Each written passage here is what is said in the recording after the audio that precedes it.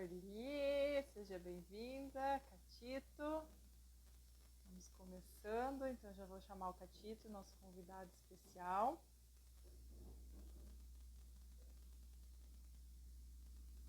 Ótimo, pessoal chegando, sejam bem-vindos. Opa, deu tudo certo, Catito. Olá. Seja bem-vindo. Esse ambiente virtual, eu estou na minha sala, que você já conhece, e você está aí na sua sala, né? Essa é a minha nova sala. Sua nova sala, em casa. Isso, Que nós bacana. fizemos aí uma sala, duas salas em casa, transformamos em salas de De atendimento agora. atendimento. Que bacana, novo momento, né?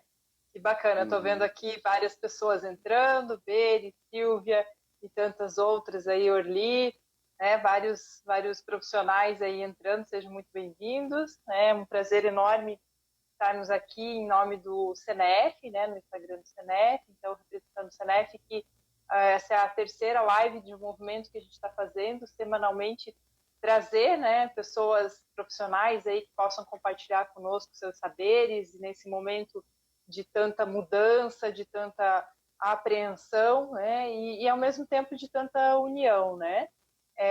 Suelen também, boa tarde, Suelen.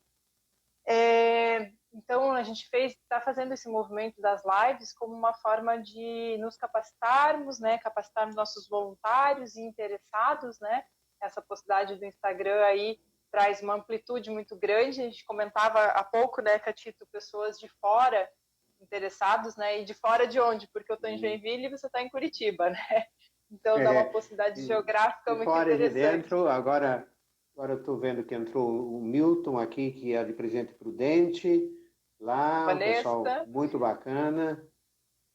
Janine, estão entrando aí a pessoas Vanessa aí, conhecidas, Curitiba, queridas. que bacana. É, Que bacana.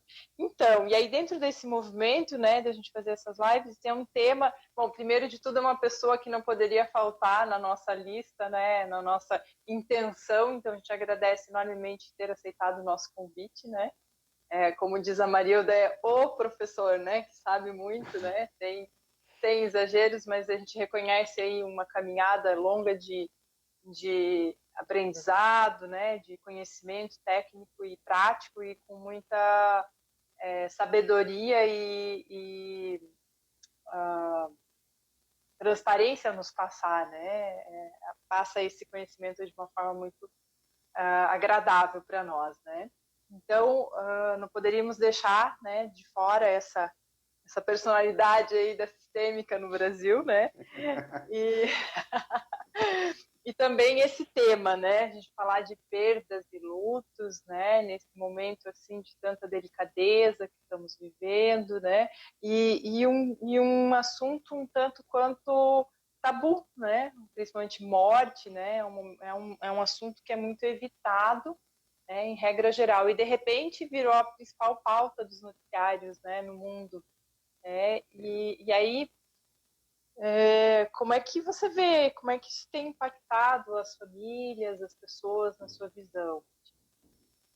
olha, bom, primeiro a gente tem que entender que nós vivemos um momento único na história, né? Nunca a gente teria ideia de que, eu sempre digo, né? Nós estávamos comemorando há pouco tempo, meses atrás, o Natal e não imaginaríamos que na Páscoa ninguém poderia estar comemorando junto, tendo Verdade. confraternizações em família, saindo, né? Essa mudança rápida que se deu no mundo e que é único porque já tiveram outras pestes, mas elas foram pestes que foram regionalizadas, né? Ou seja, as pestes na Europa, em parte dos Estados Unidos, afetaram alguns países, mas essa efetivamente atingiu absolutamente todos os rincões do mundo, lugares assim quase isolados, né? Globalizada, né? Globalizados. Eu brinquei com a minha Globalizada. esposa que aqui na América do Sul é o único lugar onde já está tudo sob controle do Covid é nas Ilhas Malvinas, que teve 15 casos e os 15 já estão recuperados. Isso eu vou me mudar para lá. Se tiver até voo, né, assim, Catito, se você conseguir chegar lá, né? Não tem não, dinheiro que vai a resolva, né? nado, vai a nado, Vai a vai a nado, vai a nado. nado. É, Mas efetivamente, assim, lugares não tem para onde escapar, remotíssimos, né? chegou, o vírus chegou de alguma maneira, é, e realmente isso está criando um impacto mundial, e o que, infelizmente, junto com esse impacto, o impacto do número de mortes que já são resultados disso, né? A gente às vezes fica chocado quando vê a notícia de caiu um avião, morreram 150 pessoas, né? Puxa, ali teve uma tragédia, um ônibus bateu contra um caminhão, morreram 40 pessoas. Nossa, aquilo a gente fica assustadíssimo. Agora a gente está simplesmente atônito porque a morte ela está granjeando pessoas numa velocidade incrível. A gente não pode nem dizer, olha, hoje morreu tanto, porque amanhã já muda esse número, né? 4 milhões de pessoas afetadas no mundo, e dessas aí já mais de 200 mil óbitos, né? Sim, é um número Então, assustador, né? E isso me permita fazer um comentário. É algo que não costumamos fazer rotineiramente, é acompanhar estatísticas de mortos, né? De é, mortes, causas de morte, né? A gente não sabe de primeira qual o número de mortes por mês ou por dia em acidentes de trânsito, por exemplo. E aí uhum, a gente não tem nenhum parâmetro para comparar, né? Talvez um dado que também seja assustador é um dado de simplesmente ser uma morte, né? Porque no sim, dia a dia são mortes que passam despercebidas, né? Estatísticas que a gente não acompanha e que, de certa forma, evita, né? Por ser um assunto tabu, né? Por ser algo que a gente humanamente, muitas vezes, culturalmente, tenta evitar, né? Bem comum. você veja, nos Estados Unidos, a Guerra do Vietnã, que durou vários anos e que foi uma tragédia, uma das maiores tragédias norte-americanas dos últimos anos, ela teve em torno de 50 mil soldados mortos. Agora, Olha só. só nos Estados Unidos já estão com 80 mil mortos. Quer Sim. dizer, e isso numa questão de 4 meses. 4 meses. Sim. Não são anos. Então, Hum. esse impacto é muito violento. As pessoas estão atônitas porque, de repente, está morrendo tanta gente, e algumas pessoas, então, entram em fases de negação, que é um primeiro movimento disso, né? É negar. Não está acontecendo, não é verdade, não pode ser, tem alguma coisa errada. Eu vejo já as pessoas tentando achar assim, não, tem alguma coisa errada, não pode estar morrendo tanta gente, isso não existe. E esse impacto que deixa atônito, né? Não consigo entender tudo isso, porque no primeiro momento a gente, especialmente quando isso não acontece com alguém muito próximo, né? Essa reação de negação. Não é possível, não acontece, invenção da imprensa, é isso, é aquilo, mas, Uhum. na verdade, aí tem os fatos que são inegáveis, né?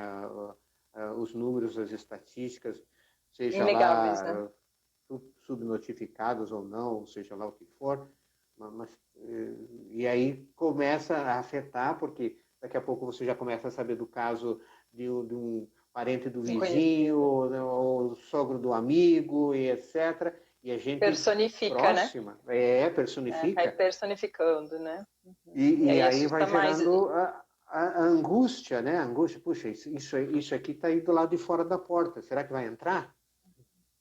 Será que vai entrar? O que eu vou fazer? O que eu vou fazer? A morte está ali fora, né? Você sair na rua, você está correndo risco. Então, e isso gera uma angústia muito grande e que nós precisamos aprender a lidar com essa angústia, a angústia efetiva da nossa finitude, da nossa limitação, né? Da única certeza que temos na vida, né? Que é a morte. Né? Efetivamente, esse é um momento de muita angústia por causa disso. Porque nós nos deparamos, né, com a nossa finitude e de uma forma tão concreta, tão impositiva que ela nos vem. Né? Assim, aquilo não gera esse impacto. Né? E aí, a primeira das coisas que faz as pessoas, as que não negam, né? Porque, como eu disse, há um primeiro momento de negação. Não é tão grave, não é isso, não é tudo isso, não vai ser assim e tal, não vai morrer muita gente, vai passar logo, e esse logo Jovem não morre, né? Jovem não morre, de repente tem a notícia, morreu uma adolescente, mentira, né? morreu isso, morreu aquilo.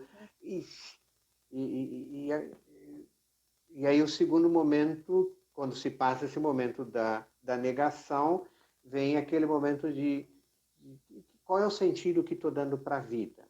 Né? Qual é o sentido que eu estou dando para a minha vida?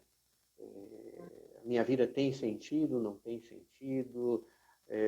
Valeu a pena, está valendo a pena ter vivido, não está valendo a pena? E se eu morrer, o que eu vou fazer? Tem algum legado que eu vou deixar? Tem pendências que eu vou ter?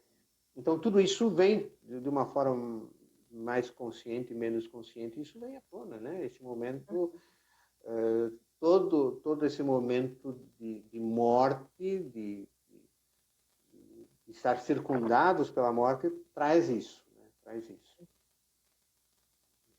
Vem à tona aí a fragilidade humana, né? E a fragilidade das próprias relações, né? Sim, sem dúvida. Aí vai revelando todas essas outras questões, né, que estão subjacentes. Né? Outro dia eu recebi uma brincadeira, mas eu acho que foi a nível de meme, mas é uma coisa muito séria para se pensar. Alguém me escreveu assim, a promessa do casamento é na alegria, na tristeza, na saúde e na doença, mas não cita nada de quarentena. Então, essa coisa assim, como mudou todo o estilo de vida, ter que viver, em alguns casos, 24 horas agora confinados com uma outra pessoa e que sentido a vida tem nessa relação também. Isso tudo causa um Interessante, né? impacto.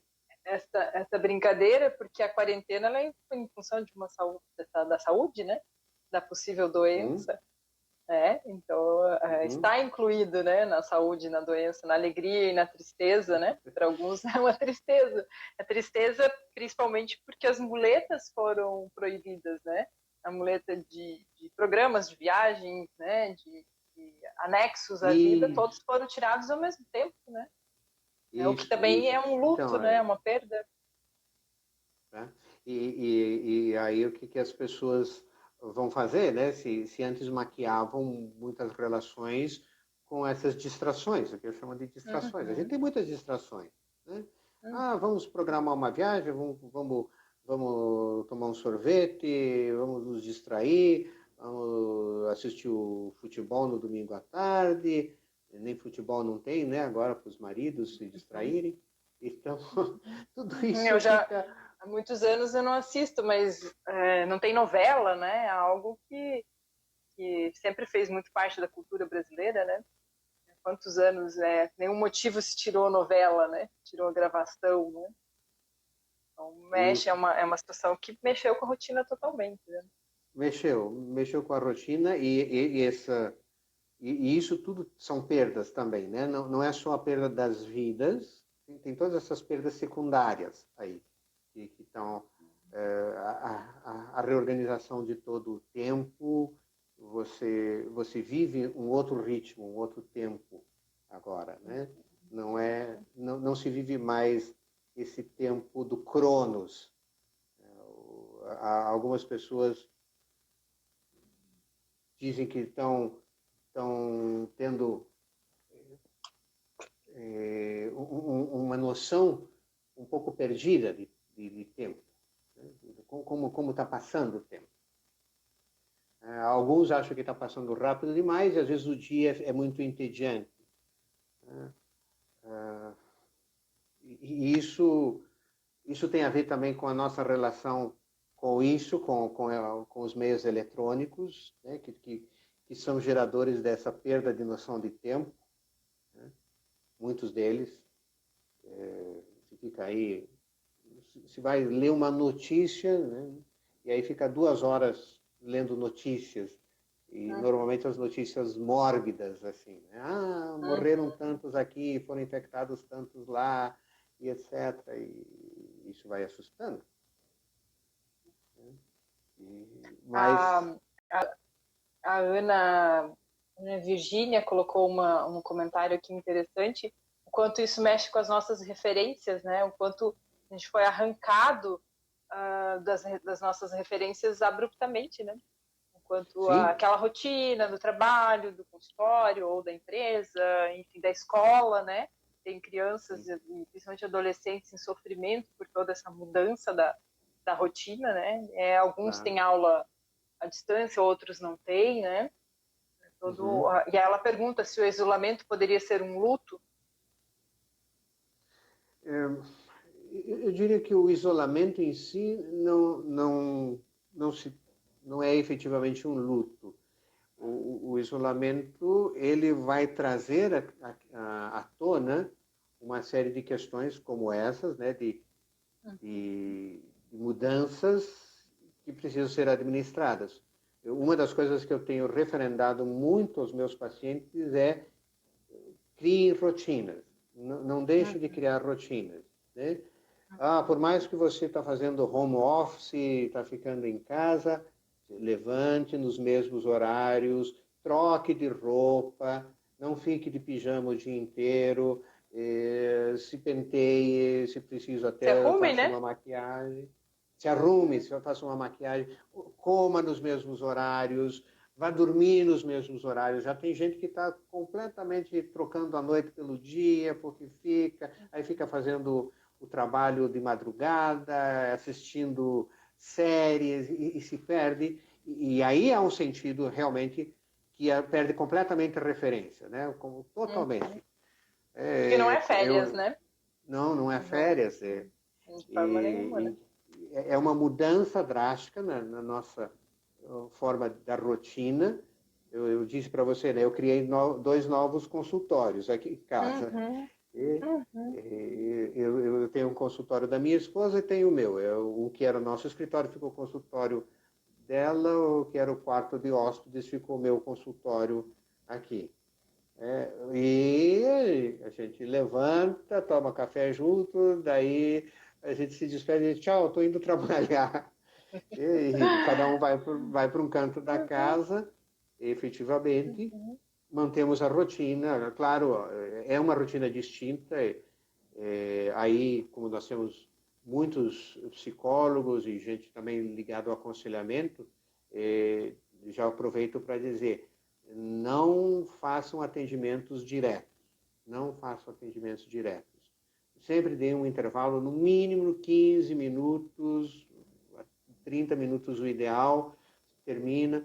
Por quê? Porque o nível de atenção que se tem que ter no atendimento online, ele é mais desgastante e mais exigente do que um atendimento presencial. É Especialmente verdade. aos psicólogos sistêmicos, né, que estão acostumados a olhar a comunicação toda, né, a comunicação, a metacomunicação, a comunicação não verbal, tudo isso não é possível dentro de um atendimento online. Então, você está limitado a ver um terço do corpo da pessoa, ou menos, né? Então, tudo isso exige, você fica muito mais atento no que a pessoa fala, aquilo é mais cansativo. Os casos que estão mais complicados até são melhores de atender nesse momento. Os casos que estão indo bem, é no momento que para o assunto e já não tem muito o que falar. É verdade, os piores casos são os melhores de se atender. Sim. Aqui porque tem mais conteúdo para ser trabalhado. A angústia, né? Pula, né? A angústia vem, né? Isso. E os casos mais simples são os que vão ser os mais cansativos nesse momento. Então, os colegas profissionais estejam atentos a isso, né? Os casos mais cansativos aí. E eu penso, os nossos colegas que estavam mais acostumados com trabalhos corporais, psicodrama, essas coisas, técnicas, estão sofrendo, né? Muito mais, são técnicas. Limita muito mais limitadas. As técnicas. Né? Isso. E mesmo quando você está no consultório, eventualmente você quer pegar um fantoche, pegar um recurso qualquer para usar na sessão, aqui online você já não pode, você está limitado com algumas coisas. Então, tudo isso faz com que os atendimentos sejam mais exaustivos. Então, cuide-se mais com os atendimentos online também. Isso tudo são referências que aí a colega colocou e realmente que estão sendo quebradas. E nós temos que ir nos adaptando a todas essas novas modalidades. Agora, eu diria que isso são mudanças criativas que você pode ter, não são necessariamente perdas. Quase crises que te levam à criatividade ou à estagnação. Né? A crise sempre te joga para cima ou para baixo. Agora, o luto realmente é um outro sentimento ainda maior, onde você vai ter toda uma desorganização maior, porque ele é irreversível, num certo sentido. Né? Você perdeu uma pessoa querida, uma pessoa próxima, se torna totalmente irreversível. Né? Te ouvindo nesse ponto, me parece assim, né, que nesse aspecto nós estamos mais numa adaptação, né, em algumas situações mais abruptas ou menos abruptas, né, tudo muito rápido, mas com impactos maiores ou menores, conforme a família, o contexto, a profissão. Mas a gente troca, né, algo. Eu deixei de trabalhar no lugar X, eu estou indo trabalhar no lugar Y, né? No consultório eu estou agora atendendo mais em casa. Então, é uma substituição, uma adaptação. E o luto não, né? O luto é uma perda, né? Não dá para pôr outro lugar, ou não é saudável pôr outro lugar, né? Perfeito, exatamente. Perda, né? O luto tem que lidar exatamente com esse vazio. Se perdeu e fica-se esse vazio real e concreto de algo que não vai ter volta. Né? Morreu um amigo seu, morreu. Você pode ter outros amigos, mas no lugar daquele não vai colocar ninguém, vai ficar esse vazio. Né? Sim. E isso gera todo um... Diga. Desculpa. Se a gente for falar um pouquinho assim no aspecto da família, né? Quando tem uma perda, inevitavelmente impacta a família toda. Claro que, pensando numa família nuclear, né? Quem mora na mesma casa, claro que de formas diferentes, né? Então, nem todo mundo vai viver da mesma forma. O que na tua experiência, né, se entende como importante para a família, como a família pode encarar isso da melhor forma ou da forma mais saudável, né, possível dentro desse processo, desse momento que inevitavelmente é de dor, né? Mesmo uma perda esperada, vamos dizer, de uma doença que foi evoluindo, ainda assim ela traz dor, né? Claro que é diferente de uma perda inesperada, né? Mas todas as perdas têm o seu impacto, né? E é necessário, é saudável que a família possa viver esse processo de luto, né? E na prática é muito comum a gente ver que a família pula esse processo, né? Como é que você costuma ver isso? Olha, o tema da morte é um dos temas mais tabus que existem dentro da nossa sociedade. E as pessoas evitam falar desse tema, né?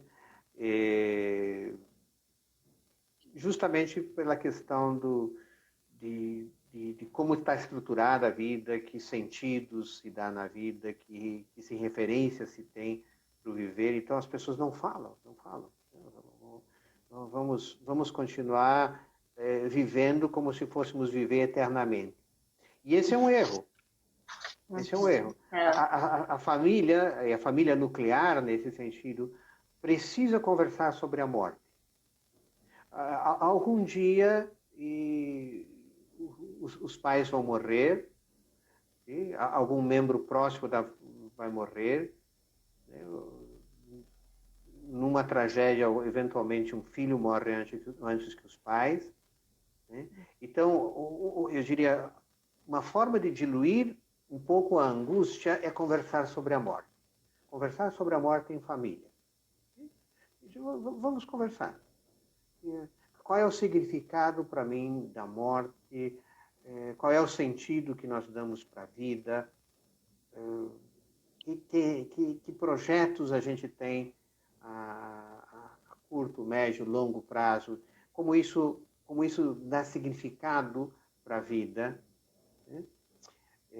E tudo isso, conversar sobre isso, eu sei que é muito difícil para várias pessoas, porém é muito importante que se converse a respeito dessas coisas, porque isso, o falar, efetivamente nós sabemos que o falar alivia as angústias e nos prepara para receber uma notícia. Agora, tem um diferencial, você falou ali de que em doenças, etc., tem um diferencial, diria, malévolo ainda nesse tempo, porque se uma pessoa realmente é infectada e passa a um estado grave na pandemia, ela é levada para uma UTI entubada. E sabe quem vai te dar notícias a respeito dessa pessoa que está lá no hospital entubada? Ninguém, porque os enfermeiros não têm tempo para isso. As demandas são... A angústia, a não ser que você tenha um conhecido lá dentro do hospital... E é interessante, né, Catito, que a gente está falando... num certo sentido... a não ser que você tenha essa ali, né? Rede, você vai ficar um conhecido, dias, né? Pelo menos sem ter notícia do teu ente querido que está hospitalizado. Isso é de uma angústia. Angústia sem fim. E eu não sei o dado aí do Paraná, né? Mas aqui em Santa Catarina, um dado da semana passada, a gente está falando de uma taxa de ocupação de UTIs de 17%. Então, dá tempo, né? Sem nenhuma crítica aos profissionais, né? Mas me parece que os profissionais estão tão acometidos de uma angústia, de um pavor, que eles não dão conta, né? Estão se reorganizando dentro de tudo isso e que a família fica no vácuo, né? Sim. A grande crise... Eu tenho uma colega que trabalha no sistema em Manaus, né? E ela diz que o grande impacto que deu toda essa proliferação enorme em Manaus e gerou caos lá em Manaus foi justamente porque quando começou a surgirem os casos em UTIs e a coisa começou a crescer, um número muito grande de profissionais da área de saúde entraram em pânico e não foram mais atender. Só isso. E aí o sistema entrou em colapso, porque aí realmente havia muito menos profissionais para atender uma demanda muito grande, e isso ficou caótico. E esse, lamentavelmente, foi o que aconteceu em Manaus. Natal está com 100% de ocupação dos leitos de UTI, Fortaleza está com 100%, o Pará, Belém está com 100%. Nós aqui ainda temos algumas estruturas maiores e também uma quantidade Sim, maior de sistema ainda, de né? Não saúde sabemos bem como, né? no sul e no sudeste que está conseguindo atender essas questões. Mas se não houver realmente um controle, alguma coisa assim, olha, facilmente entra em colapso que nem entrou no norte e nordeste. Sim. E eu imagino, acredito que a partir disso que você está falando, é muito cruel essa realidade, porque o próximo passo qual é, né? A vítima que vem a óbito não tem mais nenhum contato com a família, né? A Não, família não pode fazer nenhum ritual de despedida, nenhum funeral, nada disso, né? E eu nem, vejo o quanto isso nem, tem sido angustiante pensar nisso, né? Para sim, muitas pessoas, né?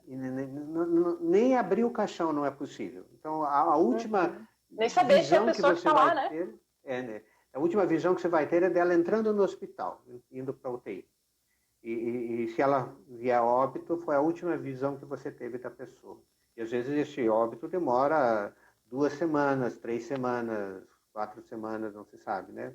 Às vezes as pessoas se recuperam, às vezes elas vão a óbito, dependendo do estado Sim. de saúde física da pessoa. Né? E isso é terrível, realmente, porque o velório é exatamente essa cerimônia que a nossa sociedade criou como esse momento de receber a coisa. Eu sempre digo que é como se alguém fosse jogar uma bola para você, e você diz, não, não, não, pera, não joga ainda, não joga ainda. Deixa eu me arrumar aqui, você se põe na posição e tal, e diz, agora pode jogar. Né?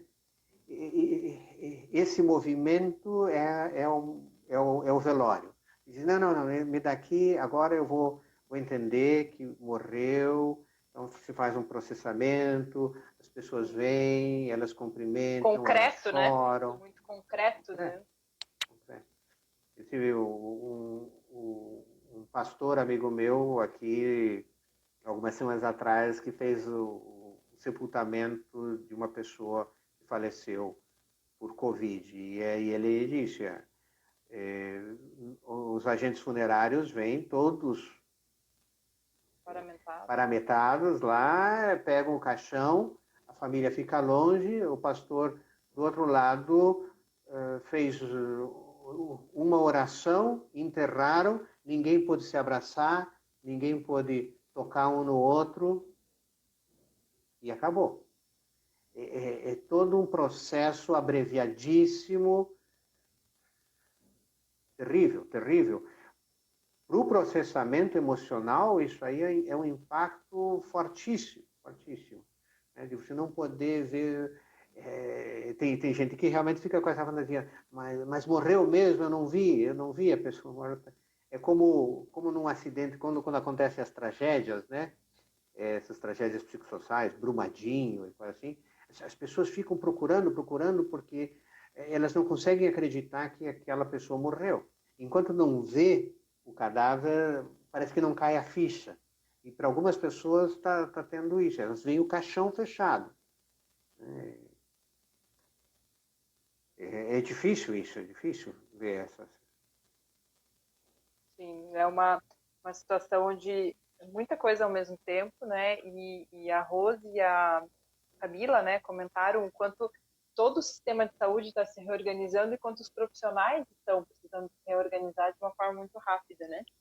Assim Sim. como, né, as famílias, todo esse processo, esse luto abreviado, né? E essa sensação do que está por vir, né? De uma forma tão iminente, né? Essa Uhum. sensação de pavor, assim. Na minha percepção aqui em Santa Catarina, aqui em Joinville, né? Não saí mais daqui, né? Nesses dias, desde março, é que para algumas pessoas isso já está um pouco mais brando, né? Mas essa sensação do estar por vir é muito agonizante. Né? Será que vai se contagiar? Se não vai? Será que vai vir essa situação? Não vai? Toda essa ansiedade, né? Toda essa angústia em algo que não acontece, né? Tão próximo ou tão próximo ao quanto esperado. Sim. Eu diria que agora nós estamos entrando numa segunda fase. A primeira fase foi aquela fase uma poeira levantando toda, tem que ficar em casa, não pode sair. Nossa, o vírus se propaga no ar, não se propaga, o animal vai pegar, não vai, tem toda aquela confusão, gente não acreditando, estando na rua, de repente gente que entrou em pânico, não conseguia mais sair de casa. Eu tenho conhecidos meus que não conseguiram mais sair de casa. Teve um conhecido meu que queria ir ao mercado, entrou no carro e não conseguia ligar o carro, de tanto pânico que ele conseguiu chegar por tudo isso. Agora, as coisas, de alguma forma, a gente está conseguindo ter um domínio cognitivo maior, né?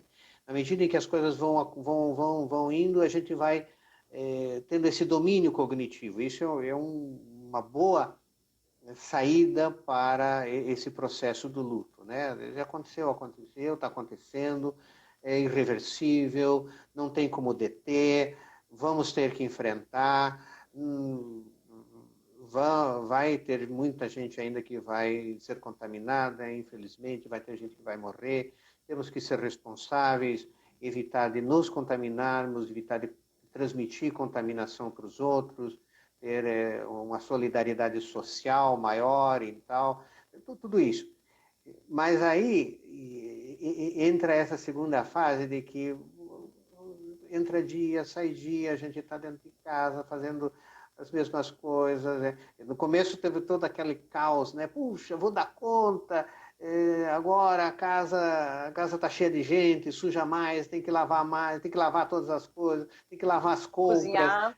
tem que cozinhar, lavar, passar, né? Tem que fazer todas as tarefas de casa e tal. E gerou toda a desorganização inicial. E sem dúvida foi uma desorganização violenta para muita gente. Nisso, eu estava desacostumado de muitos anos a passar aspirador e pano de chão em toda a casa, que eu tinha que fazer. Acabou com as minhas costas um pouco, tendo que trabalhar muito com alongamento, né, a coluna e coisa assim, e ajoelhar para passar aspirador de pó debaixo da cama, coisas que eu não fazia porque eu tinha uma auxiliar que a gente não tá pedindo para ela não vir, né? Tá mantendo ela, mas não pedindo para não vir, porque não queremos que ela seja risco para nós, nem nós sermos para ela. Uma senhora que está conosco há 20 anos e tem a mesma idade que a gente. Então, não quero ser risco para ela e ela também não ser risco para nós. Então, a gente tem que dar conta de fazer tudo sozinho. E assim, muita gente está nesse mesmo esquema, tendo que fazer um monte de coisa sozinho, trabalhando, dando conta e isso, lavar, passar, cozinhar e uma série de outras coisas. Crianças Essa em fase, casa, né? crianças em casa, aula online, ajudar mais efetivamente. Tudo isso foi entrando num ritmo. A gente já passou mais de 30 dias, isso criou um ritmo, tem coisas boas. Por exemplo, o que a gente vê, os relatos, é que as crianças elas estão muito menos agitadas. Né? Por quê? Porque estão muito mais junto com os pais. Né? Não só com o ensino terceirizado. Né? Não está lá com professor de balé, escolinha disso, escolinha daquilo. Estão convivendo com os pais. Convivência além do carro, né?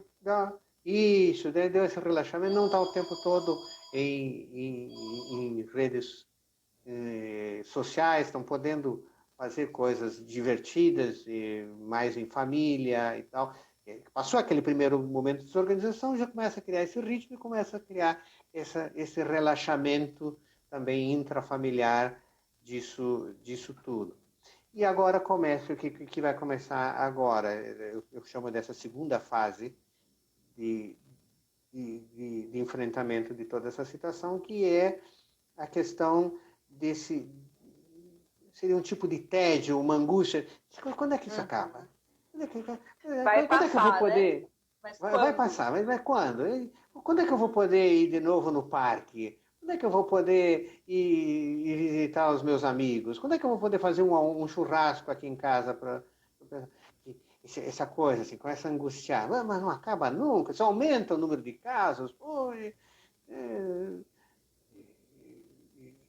isso vai gerando também um outro tipo de desajuste emocional, né, que essa angústia, algumas pessoas isso vai gerando umas somatizações, as pessoas estão com mais dores de cabeça, mais insônia, hipertensão, todas essas coisas decorrentes também dessa angústia, né? De somatizar essas angústias dessa segunda fase agora, que também não é fácil de viver.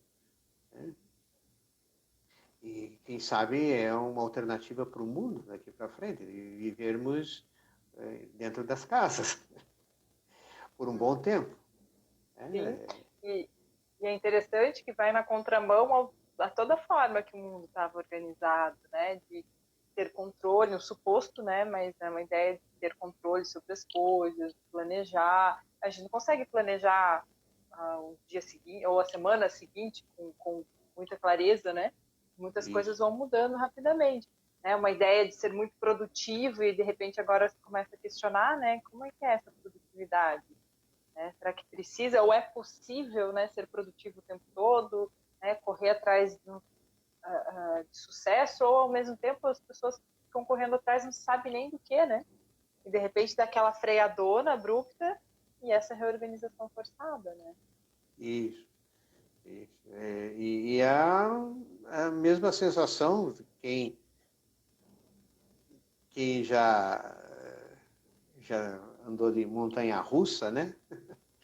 E a montanha-russa vai, e aí para. Aí ela para e você Uhum. para 5 minutos depois, né? Porque você sai assim, trançando perna. Opa, é um pouco Ou essa ainda, né? sensação. Ou ainda, né?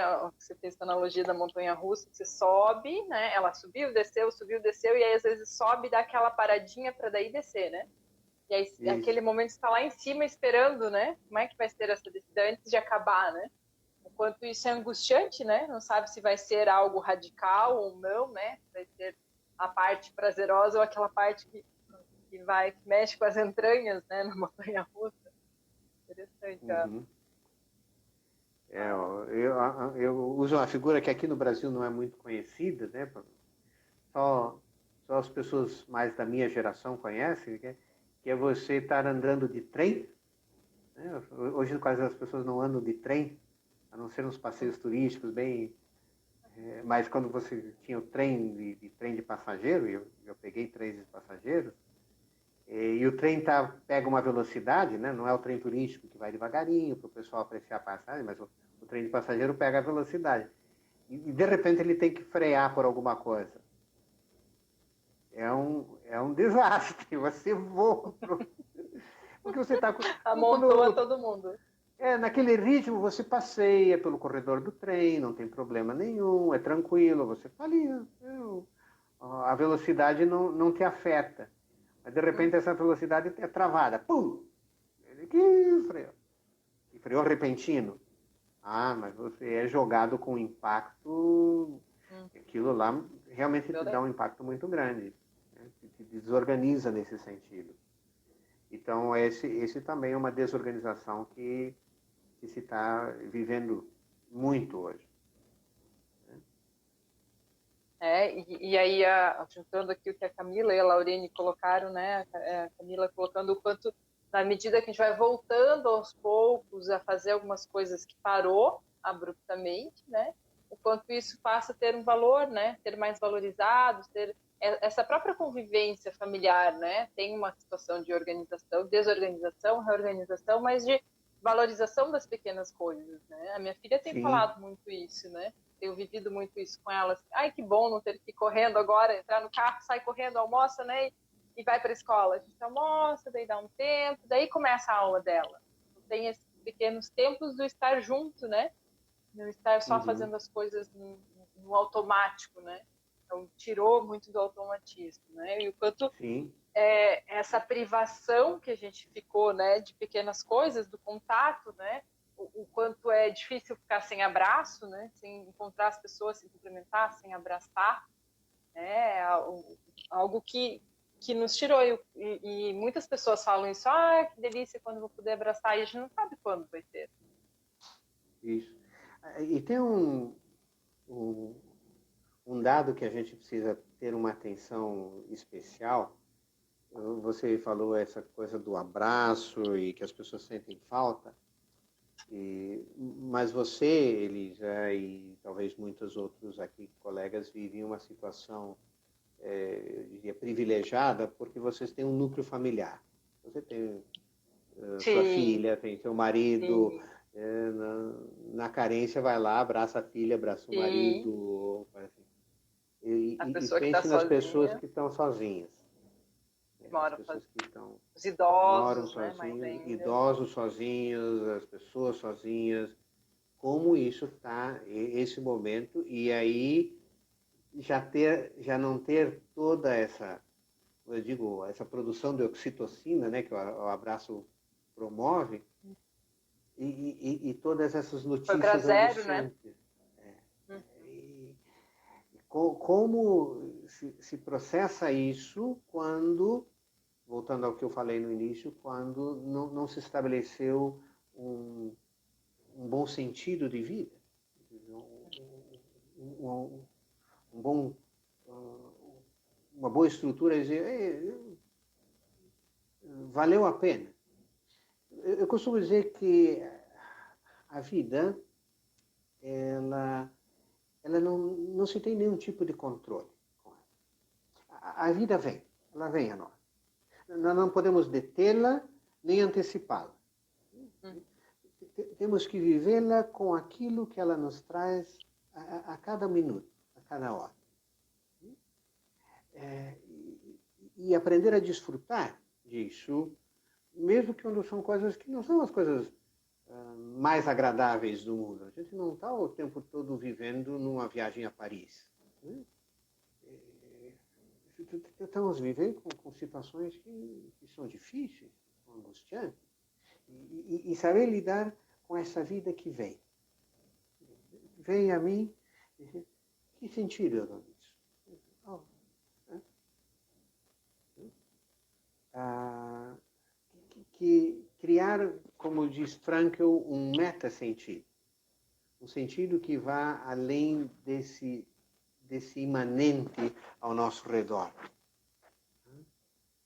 Eu acho que esse impacto que a pandemia traz, junto com o luto, é mostrar e revelar a falácia desse modelo de sociedade que nós temos, e que buscam o crescimento a qualquer custo. Vamos crescer, vamos crescer, vamos crescer, vamos crescer.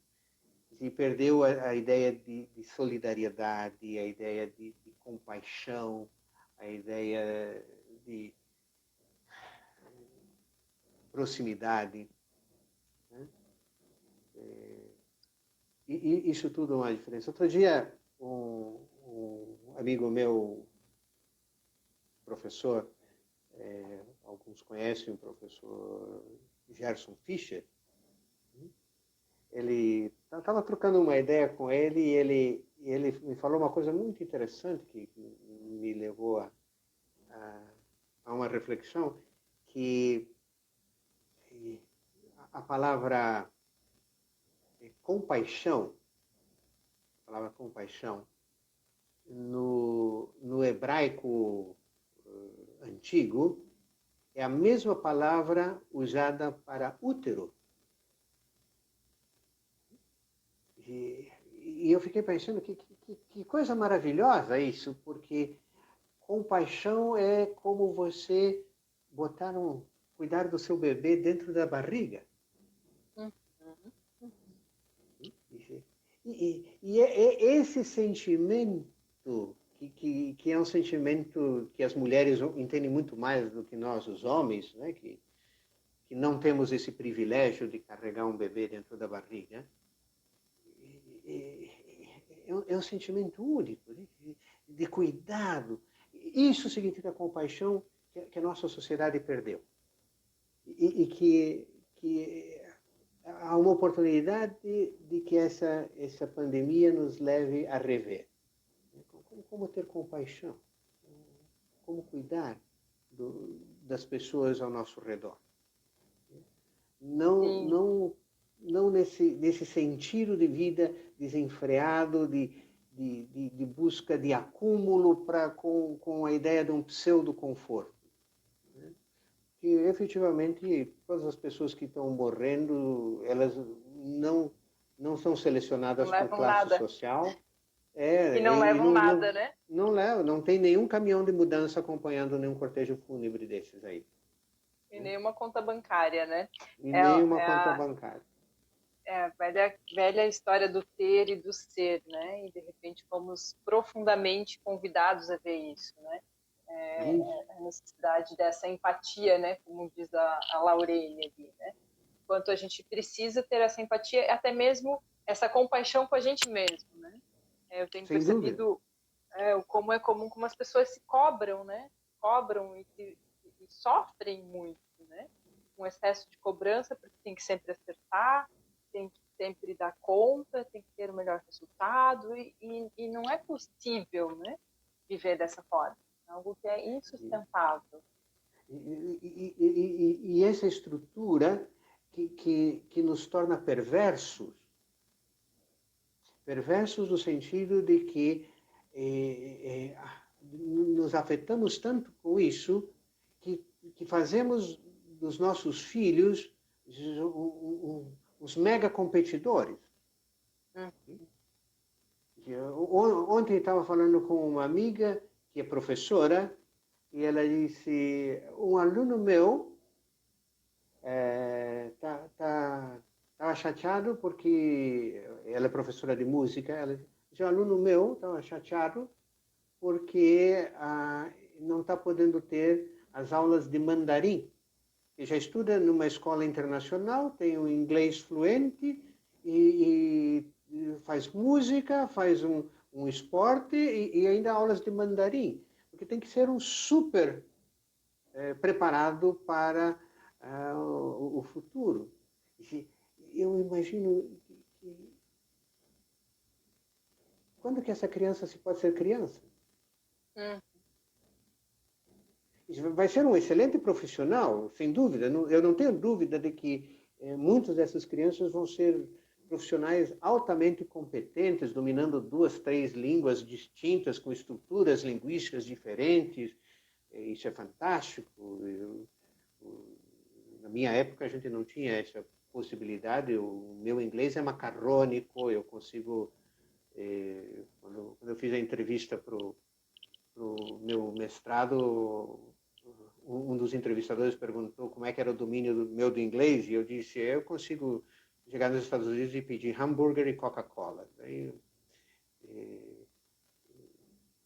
Mas consegui dominar um pouquinho mais o inglês, mas as pessoas hoje dominam o inglês, dominam o espanhol, dominam o mandarim, dominam o francês, e etc.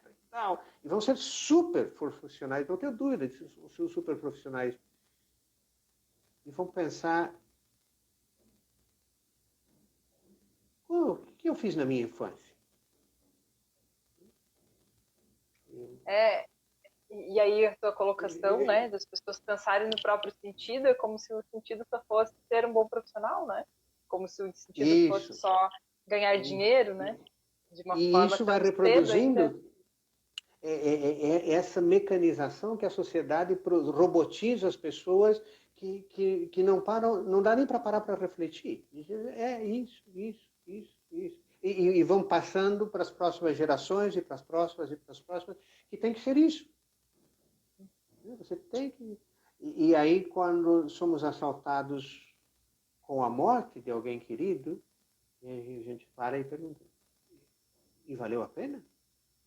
Valeu a pena não brincar? Valeu a pena não chutar a bola e quebrar o vidro da vidraça do vizinho? Eu levei bronca por causa disso quando era criança, e não esqueço das minhas broncas. Mas eu lembro de de todos os amigos do time de futebol, que dávamos risada e que voltávamos sujos da cabeça aos pés, de poeira dos campinhos de futebol que tinha e das artes que fazíamos e a vida que nos foi proporcionando experiências incríveis de relacionamento. Né? E o quanto isso, hoje, as famílias estão precisando, as pessoas, né, de diferentes configurações, né, o quanto hoje isso precisa ser vivido dentro de casa, não mais, viva experiências, então viaje, né, então podemos viajar. Como você falou no início, não tem um lugar no mundo que seja seguro, né, não tem um lugar no mundo que a gente possa, e além de que ninguém está aceitando ninguém, né, todo um retorno, um regresso, né, a essa globalização toda que estava sendo vivida, né? E quanto isso agora precisa ser vivido dentro da família, dentro dessa aproximação das pessoas, o quanto ela está sendo, para algumas mais sofrida, para outras mais tranquilo, né? Mas os problemas estão precisando ser resolvidos, né? Ou ser encarados, não dá mais para esconder, né? Atrás das distrações, como você colocou antes. Uhum. E aí, Catito, a gente está se encaminhando aí para os 3 minutos finais já. O tempo passa passou rápido. muito, muito rápido, né? Muito rápido. E dentro desses 3 minutos, acho que a gente poder fazer um fechamento, né? Não sei se tem mais alguma coisa que gostaria de estar colocando. Não, eu acho que a gente colocou as coisas que são essenciais, né? Que é esse momento novo, que nunca foi vivido antes, que é um momento de um espanto e uma angústia, porque gerou Transborda, né? essa angústia que nós nunca vivemos antes, né?